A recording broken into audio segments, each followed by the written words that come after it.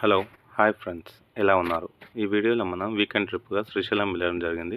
శ్రీశైలమే select చేసుకోవడానికి కారణం ఏంటంటే అక్కడ డ్యామ్ గేట్లు ఎత్తడం జరిగింది.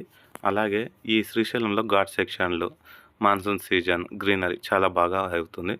మేము శ్రీశైలంకి సాయంత్రం బయలుదేరాము. గేట్ల దగ్గరికి చేరుకునేసరికి నైట్ 8 అయ్యింది. శ్రీశైలం డ్యామ్ నైట్ టైం చూడడం చాలా బాగా అనిపించింది. అక్కడ జెండా కలర్లో చాలా బాగున్నది శ్రీశైలం చూడడానికి.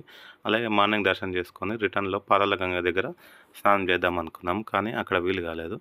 రిటర్న్లో మన తెలంగాణ ఆంధ్ర బార్డర్ దగ్గర మేము అక్కడ ఉన్న పుష్కర ఘాట్లో స్నానం చేయడం జరిగింది. ఇంకా దాంట్లో స్విమ్మింగ్ కూడా చేశాము. చాలా బాగా అనిపించింది. ఈ ఎక్స్పీరియన్స్ మీరందరూ చేసి ఎలా ఉందో నాకు కామెంట్ చేయండి ఫ్రెండ్స్. అలాగే శ్రీశైలంలో గేట్లు ఎత్తినప్పుడు ఈ వాటర్ వైజాగ్ కాలనీకి వెళ్తుంది. అలా వైజాగ్ కాలనీ నుంచి వెళ్ళి విజయవాడ దగ్గర గేట్లు ఎత్తేస్తే సముద్రంలోకి వెళ్తుంది.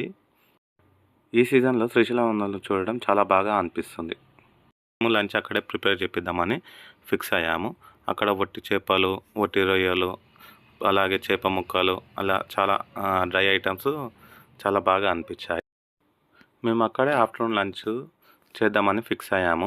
మేము మా ఫ్రెండ్స్ అందరం కలిసి ఒక పెద్ద చేపను తీసుకోవడం జరిగింది. అది 7 నుంచి 8 కిలోలు రావడం జరిగింది. ఆ చేప చాలా పెద్దగా ఉంది, ఇంకా ఫ్రెష్ కూడా చాలా బాగుంది.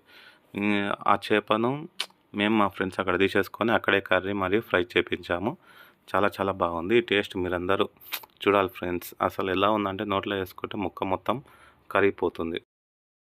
ఈ ట్రిప్‌లోని మేము మా ఫ్రెండ్స్ చాలా బాగా ఎంజాయ్ చేశాము. మీరు కూడా శ్రీశైలానికి వెళ్ళేసి ఇక్కడ దర్శనం అయిపోయిన తర్వాత అక్కడ చేపలు తీసేసుకొని ఆ టేస్ట్ ఎలా ఉందో మీరందరూ అనుభవించాలి ఫ్రెండ్స్. ఆ ఎక్స్పీరియన్స్ చేయాలి. చేస్తేనే తెలుస్తుంది, చెప్తే అర్థం కాదు.